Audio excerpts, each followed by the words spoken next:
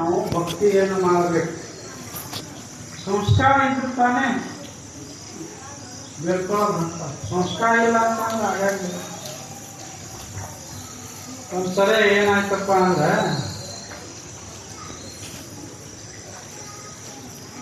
ಕುರುಬ ಕ್ಯಾನ್ಸ ಅಂತೇಳಿ ಒಂದಿಷ್ಟು ಕುರಿಗಳು ಮಾಡಿದ. 3-2 ಕುರಿಗಳಿದ್ವು. ಹಂಗ ಹೇಳ್ತೀನಿ ಸಂಸ್ಕಾರ ಇರ್ಬೇಕು. ಎಷ್ಟದಾವು ಲೆಕ್ಕ ಮಾಡಿ ತಗೊಂಬ ನಾಳೆಗೆ. ಸಂಸ್ಕಾರ ಇರಬೇಕಲ್ಲ. ಅದಕ್ಕಾಗಿ ಅವೇನಂದ, ಕುರಿ ದೊಡ್ಡಿಗೆ ಹೋದ, ಮಗ ಹೇಳಿದ, ಗುಳಪ್ಪ ದೇವ ಮಗನೇ, ಇದ್ರೊಳಗೆ ಎಷ್ಟು ಕುರಿ ಅದಾವ ಮರಿ ಅದಾವ ಎಲ್ಲ ಎನಿಸ್ಕೊಂಡ್ ಲೆಕ್ಕ ಕೊಡ ಅಂತ. ಅವೇನ್ ಮಾಡಿದ, ಒಂದನ್ನ ಹಿಡ್ದ ಇನ್ನೊಂದು ಬಿಡ್ತಿದ್ದ. ಒಂದರಿಂದ ಒಂದು ಬಿಟ್ಕೊಂಡು ಒಳಗೆ ಹಾಕಿಬಿಟ್ಟ. ಅಷ್ಟು ಒಂದರಿಂದ ಒಂದು ಎಷ್ಟು ಹಾಕವು ಲೆಕ್ಕನ ಸಿಗ್ಲಿಲ್ಲ. ಲೆಕ್ಕನ ಸಿಗ್ಲಿಲ್ಲಲ್ಲೋ ನಿನಗೆ, ಏನು ಹುಚ್ಚದೀವ ನೀನು ತಿಳ್ಕೊಂಡು ಅವೇನ್ ಮಾಡ್ದ, ಹೆಂಡತಿಗೆ ಹೇಳಿದ. ಹೆಂಡತಿಗೆ ಹೇಳಿದ, ಆಕಿ ಬಂದು ಎಣಸಕತ್ತೇವ ಕುರಿ ದೊಡ್ಡನ್ನು ಕುರಿ ಮರಿ. ಆಕೆ ಹೆಂಗ ಎಣಿಸಿದಪ್ಪ ಅಂತಂದ್ರ, ಅದರಿಂದ ಇದು ಇದರಿಂದ ಅದು ಅದರಿಂದ ಇದು ಅಂತ ಎರಡೆರಡ ಬಿಡ್ಕೊಟ್ಟ ಆಕೆ ಎಣಿಸಿದ. ಆಕಿಗೂ ಲೆಕ್ಕ ಸಿಗ್ಲಿಲ್ಲ. ಆಮೇಲೆ ನೀವು ಶಾಣ್ಯಾರಿಲ್ಲ, ಭಾಳ ದಡ್ರದಿರಿ, ಲೆಕ್ಕನ ನಿಮ್ಗೆ ಸಿಗೋದಿಲ್ಲ, ನಾನೇ ಎಣಿಸ್ತೀನಿ ತಡಿ ಅನ್ನ. ಎಣ್ಸಾಕತ್ತಿದ. ಕುರಿಯಿಂದ ಮರಿ ಹಿಡ್ದ, ಮರಿಯಿಂದ ಕುರಿ ಹಿಡ್ದ, ಕುರಿಯಿಂದ ಮರಿ, ಮರಿಯಿಂದ ಕುರಿ ಅಂತೇಳಿ ಎಲ್ಲಾನು ಹೊರಗೆ ಹಾಕಕತ್ತಿದ. ಇಷ್ಟೆಲ್ಲ ಹಾಕಿರು ಮತ್ತೆ ಹೆಂಗ್ ಸಿಗ್ಬೇಕು ಲೆಕ್ಕ? ಸಿಗ್ಲೇ ಇಲ್ಲ. ಆಮೇಲೆ ಊರ್ ದೌಡ್ ಬಂದಂತ ಮರ್ದಿವ್ಸ, ಎಷ್ಟದು ಕೆಂಚ ನಿನ್ ದೊಡ್ಡ ಕುರಿ ಎಷ್ಟದಾವ ಅವನಂತ ಹೇಳಿನಂತ.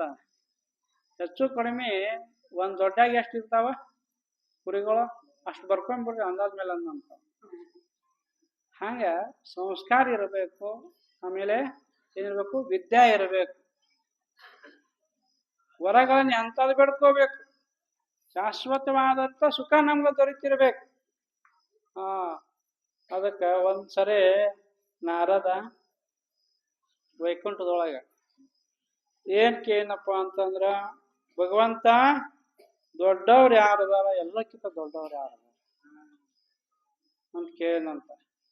ಅವಾಗ ಹೇಳಿನಂತ ಭಗವಂತ, ಎಲ್ಲಕ್ಕಿಂತ ದೊಡ್ಡವ್ರು ಯಾರಪ್ಪ ಅಂತಂದ್ರೆ ಭೂಮಿ ಬಹಳ ವಿಶಾಲ ಐತಿ, ಹೋಗಿಲ್ಲ? ಎಲ್ಲಾ ಕಡೆ ಭೂಮಿ ಅದ. ಭೂಮಿ ವಿಶಾಲ ಐತಿ ಅಂತ ಅಂದ್ಕೊಳ್ಳೇನ ಅದು ಸಂಭವಿಸುದಿಲ್ಲ. ಯಾಕ? ಅದಕ್ಕಿಂತ ದೊಡ್ಡದು ಯಾವ್ದದ? ನೀರು, ಸಾಗರ ಅಂತಾರಲ್ಲ, ಸಮುದ್ರ. ಭೂಮಿಕ್ಕಿಂತ ಸಮುದ್ರ ದೊಡ್ಡದದ. ಸಮುದ್ರ ಎಷ್ಟು ಭಾಗದ? 12ನೇ ಭಾಗದ. ಭೂಮಿ 1 ಭಾಗದ. ಭೂಮಿ ಸುತ್ತಮುತ್ತ ಎಲ್ಲ ಬರೀ ಸಮುದ್ರನ ಅದ ನೋಡ್ರಿ. ಆದ್ರೆ ಭೂಮಿ ಸಣ್ಣ ಪ್ರಮಾಣ. ಅದು ದೊಡ್ಡದಲ್ಲ ಸಾಗರ. ಅದ್ಯಾಕೆ ದೊಡ್ಡದಲ್ಲ ಅಂತಂದ್ರೆ, ಆ ಸಾಗರವನ್ನೆಲ್ಲ, ಸಪ್ತ ಸಾಗರವನ್ನೆಲ್ಲ ಒಬ್ಬ ಋಷಿ ಏನ್ ಮಾಡ್ಯಾನ, ಕುಡ್ದು ಬಿಟ್ಟ. ಬೊಗಸಿ ಮಾಡಿ ಕುಡ್ದ. ಅವ ಯಾವ ಋಷಿ? ಅಗಸ್ತ್ಯ ಋಷಿಗಳು. ಕುಡಿದ್ರಿಲ್ಲ? ಕಾಲೇಯರಂತೇಳಿ ದೈತ್ರಿದ್ರು. ಆ ದೈತ್ರು ಏನ್ ಮಾಡ್ತಿದ್ರು, ಎಲ್ಲಾ ಋಷಿ ಮುನಿಗಳನ್ನ, ದೇವತೆಗಳನ್ನ ಹಿಂಸೆ ಮಾಡಿ, ಯಜ್ಞ ಯಾಗಾದಿಗಳನ್ನ ನಿಲ್ಲಾರ್ದಂಗ ಮಾಡಿ, ಮತ್ತೆ ಹೋಗಿ ಎಲ್ಲಿ ರಕ್ಷಣೆ ಹಾಕಿದ್ರು? ಸಮುದ್ರದೊಳಗೆ ಅಡಿಗೆ ಕೂತ್ಕೊತಿದ್ರು. ವಿಷ್ಣು ಭಗವಂತ ನೋಡಿದ್ರೆ ಸಮುದ್ರದಲ್ಲಿ ಕುಂತು ಬಿಟ್ಟಿದ್ರು.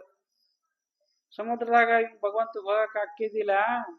ಆಮೇಲೆ ಎಲ್ಲಾ ಋಷಿಗಳು ಬಂದು ಎಲ್ಲಾ ಬೇಡಿದ್ರು ಭಗವಂತಗ. ಅವಾಗ ವಿಷ್ಣು ಭಗವಂತ ಹೇಳಿದ, ಹಿಂಗ ಋಷಿ ಅದಾನ ಒಬ್ಬ, ಬೊಗಸೆಯಲ್ಲಿ ನೀರು ಕುಡಿತಾನ, ಸಮುದ್ರದ ನೀರೆಲ್ಲ. ಆವಾಗ ನಾ ಸಂಹಾರ ಮಾಡ್ತೀನಿ ಕಾಲೇರನ್ನ ತಿಳ್ಕೊಂಡು ಹೇಳಿದಾಗ, ಬೊಗಸೆಯಲ್ಲಿ ಎಲ್ಲಾ ನೀರು ಕುಡಿದು ಬಿಟ್ಟಿದ್ದಾವ, ಸಮುದ್ರದ ನೀರನ್ನು. ಆವಾಗ ವಿಷ್ಣು ಭಗವಂತ ತನ್ನ ಸುದರ್ಶನ ಚಕ್ರದಿಂದ ಆ ಕಾಲೇ ದೈತ್ಯರನ್ನು ಸಂಹಾರ ಮಾಡಿದ. ಅದಕ್ಕ ಸಮುದ್ರವು ದೊಡ್ಡದಲ್ಲ. ಮತ್ತಿನ್ಯಾರು ದೊಡ್ಡವರು? ಇನ್ಯಾರು ದೊಡ್ಡವರಪ್ಪ ಅಂತಂದ್ರೆ ಆಕಾಶ ದೊಡ್ಡದು.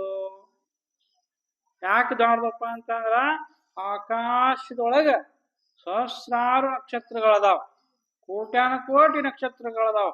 ಆ ನಕ್ಷತ್ರದೊಳಗ ಏನಪ್ಪ ಅಂತಂದ್ರ ಅಗಸ್ತ್ಯ ಋಷಿ ಒಂದು ನಕ್ಷತ್ರ ಐತಿ. ಆಕಾಶದೊಳಗ ನಕ್ಷತ್ರಗಳು ನೋಡಿರಿಲ್ಲ, ಶುಕ್ರ ನಕ್ಷತ್ರ ಒಂದದ, ನವಗ್ರಹ ನಕ್ಷತ್ರಗಳ 9 ಅದಾವ, ಆಮೇಲೆ ಅಗಸ್ತ್ಯ ನಕ್ಷತ್ರದ, ಆಮೇಲೆ ಧ್ರುವ ನಕ್ಷತ್ರದ ಎಲ್ಲ ಅದ. ಋಷಿಮುನಿಗಳಿಗೆ ಅವು ದಿವಸ ಕಾಣ್ತಾವ ನಿಮ್ಗ. ಇದು ಶುಕ್ರ ನಕ್ಷತ್ರ ಏನಪ್ಪಾ ಅಂತಂದ್ರೆ ಅದು ಬೇಗ ಉದಯಕತ್ತಿ, 12 ಗಂಟೆಗೆ ಮುಳುಗೇ ಬಿಡ್ತಾವ, ಮತ್ತ ಬೆಳಿಗ್ಗೆ ಒಂದು ಉದಯಕತ್ತಿ. ಹಂಗ ಆ ನಕ್ಷತ್ರದೊಳಗೆ ಅಗಸ್ತ್ಯ ಋಷಿ ಏನಾಗಿದ್ದಾರೆ, ಒಂದು ನಕ್ಷತ್ರ ಆಗಿದ್ದಾರೆ ಅಂತ ವಿಶಾಲ ಆಕಾಶದೊಳಗೆ. ಅದಕ್ಕ ಅಗಸ್ತ್ಯ ಋಷಿಗಳಕ್ಕಿಂತ ಆ ಆಕಾಶದೊಳದು ಬಹಳ ವಿಶಾಲ. ಹೌದು ದೊಡ್ಡದಲ್ಲ ಆಕಾಶ, ಅದು ದೊಡ್ಡದಲ್ಲ. ಯಾಕೆ ದೊಡ್ಡದಲ್ಲ ಅಂತಂದ್ರೆ ವಿಷ್ಣು ಭಗವಂತ ವಾಮನಾವತಾರಿಯಾಗಿ 3 ಪಾದ ಭೂಮಿಯನ್ನು ಬೇಡಿದ್ದ. ಬೇಡಿದಾಗ ಒಂದು ಪಾದ ಎಲ್ಲಿ ಭೂಮಿ ಆಯ್ತು, ಇನ್ನೊಂದು ಪಾದ ಆಕಾಶ ಆಯ್ತು, ಸ್ವರ್ಗ ಅಂತಾರಲ್ಲ ಆಕಾಶ ಆಯ್ತು. ಇನ್ನೊಂದು ಪಾದ ಎಲ್ಲಿರ್ಲೋ ಅಂತಂದಾಗ ಅವನ ಸೀದಾ ಪಾತಾಳಕ್ಕೆ ಒತ್ತಿ ಬಿಟ್ಟ. ಯಾರು? ವಿಷ್ಣು ಭಗವಂತ ವಾಮನಾವತಾರಿ ಆದಾಗ. ಅಂದ್ರ ಅವನಕ್ಕಿಂತಲೂ ಸಹಿತ ಆಕಾಶಕ್ಕಿಂತಲೂ ಭೂಮಿ ಚಿಕ್ಕದು. ಮತ್ತ ಅದಕ್ಕಿಂತ ಯಾರು ದೊಡ್ಡವರು? ಭಗವಂತನಕ್ಕಿಂತ ಹೇಳ್ತಾರ. ಅದಕ್ಕಿಂತ ಯಾರು ದೊಡ್ಡವರಪ್ಪ ಅಂದ್ರ ಓ ನಾರದ ಋಷಿಗಳೇ ನೀವು ದೊಡ್ಡವ್ರಿ ಅಮ್ಮ. ಭಗವಂತ ಅಂದ ನೀವು ದೊಡ್ಡವ್ರಪ್ಪ, ನೀವು ದೊಡ್ಡವರು. ನಾವೇಂದ್ರಿ ದೊಡ್ಡವ್ರು, ನಾವು ಭಕ್ತರು ಅಂತಂದ. ಅಲ್ಲೋ ಇಷ್ಟೆಲ್ಲ ದೊಡ್ಡವಿದ್ರು ಸಹಿತ ನನಗ ನಿಮ್ಮ ಹೃದಯದೊಳಗ ಧ್ಯಾನ ಮಾಡ್ತೀರಲ್ಲ. ನಿಮ್ಮ ಹೃದಯ ಎಷ್ಟೈತಿ? ಆ ಹೃದಯದೊಳಗ ನನ್ನ ಧ್ಯಾನ ಮಾಡ್ತೀರಿ. ಆ ಧ್ಯಾನ ಮಾಡುವ ಸಂದರ್ಭದಲ್ಲಿ ನಿಮ್ಮ ಹೃದಯದೊಳಗ ನಾನು ಇರ್ತೇನೆ, ನಿಮಗೂ ಬೇಕಾಗಿದ್ದಲ್ಲಿ ನಾನು ಆಶೀರ್ವಾದ ಮಾಡ್ತೇನೆ ಅಂದಾಗ ಯಾವ ದೊಡ್ಡವರಾದ್ರು? ಭಕ್ತರ ದೊಡ್ಡವರಾದ್ರು. ಅದಕ್ಕೆ ಬಸವಣ್ಣ ಹೇಳಿದ, ಏನ್ ಹೇಳಿದ? ಸಮುದ್ರ ಘನವೆಂಬೆನೆ ಧರೆಯ ಮೇಲಡಗಿತ್ತು. ಸಮುದ್ರ ದ್ವಾರ ಅಂದ್ಕೂಲೆ ಇವ್ರು ಹಿಂಗ ಹೇಳ್ತಾರ, ಪುರಾಣದೊಳಗೆ ಹಂಗ ಬರ್ತದೆ. ಧರೆ ಘನವೆಂಬೆನೆ ನಾಗೇಂದ್ರನ ಪನಿ ಮನೆಯ ಮೇಲಡಗಿತ್ತು. ಆ ಧರೆ ಅಂದ್ರೆ ಭೂಮಿ ದೊಡ್ಡದ ಅಂದ್ಕೂಡ್ಲೇನ ಆ ನಾಗೇಂದ್ರದನ ಶೇಷ ಆದಿಶೇಷ ಅವನ ಮ್ಯಾಲ ನಿಂತಂತಿದ್ರು ಪುರಾಣ ಮತ್ತ. ಆಮೇಲೆ ಅಂತ ನಾಗೇಂದ್ರ ಗಣವೆಂಬೆನೆ ಪಾರ್ವತಿಯ ಕಿರುದೊಳಗೆ ಕಿರು ಕುಣಿಕೆಯಾಗಿತ್ತು. ಅಂದ್ರೆ ಉಂಗುರ, ಪಾರ್ವತಿ ಇದಕ್ಕ ಆದಿಶೇಷ ಉಂಗುರ ಆಗಿದ್ದಂತ. ಅಂತ ಪಾರ್ವತಿ ಗಣವೆಂಬೆನೆ ಪರಮೇಶ್ವರನ ಅರ್ಧಾಂಗಿಯಾಗಿ ಎಡಕ್ ಕುಂತಾವ ನೋಡು. ಮತ್ತ ಶಿವನ ಎಡಕ್ ಕುಂತ ಅರ್ಧಾಂಗಿ. ಅಂತ ಪಾರ್ವತಿ ಗಣವೆಂಬೆನೆ ಶಿವ ದೊಡ್ಡವ ಅಂತ ಅಂದ್ಕೂಡಿನ ಕೂಡಲ ಸಂಗನ ಶರಣರ ಏನದು ಮನದ ಕೊನೆಯ ಮೇಲಡಗಿದ್ದ. ಪಾರ್ವತಿಗಿಂತ ಶಿವ ದೊಡ್ಡವ. ಶಿವ ಭಕ್ತರ ಮನಸ್ಸಿನ ಅಂದ್ರ ಕೂಡಲ ಸಂಗಮ ದೇವರ ಶರಣರ ಮನದ ಕೊನೆಯ ಮೇಲೆ ಅಡಗಿದ್ದ. ಅಂದ್ರೆ ತಾತ್ಪರ್ಯ ಏನಪ್ಪಾ ಅಂತಂದ್ರ ಎಲ್ಲರಿಗಿಂತ ದೊಡ್ಡವ್ರು ಯಾರು? ಭಕ್ತರೇ ದೊಡ್ಡವರು. ಅದಕ್ಕ ಭಗವಂತ ಹೇಳ್ತಾನ, ಚತುರ್ವಿಧ ಭಜಂತೆ ಮಾಂ ಜನ ಸುಕೃತಿ ನೋ ಅರ್ಜುನ. 4 ಜಿಜ್ಞಾಸು ಅರ್ಥಾರ್ಥಿ ಧ್ಯಾನಿ ಅಂತೇಳಿ 4 ತರನಾದಂತ ಭಕ್ತರದಾರ. ಆ ಭಕ್ತರೇ ಶ್ರೇಷ್ಠ ಅಂತನ್ನುವಂತ ಮಾತು ಹೇಳ್ತಾರೆ. ಮತ್ ಸ್ವಾಮೀಜಿಯವ್ರು ಬರ್ಲಿಲ್ಲ, ನಮ್ಮದೇ ಪಾಳೆ ಆಯ್ತು.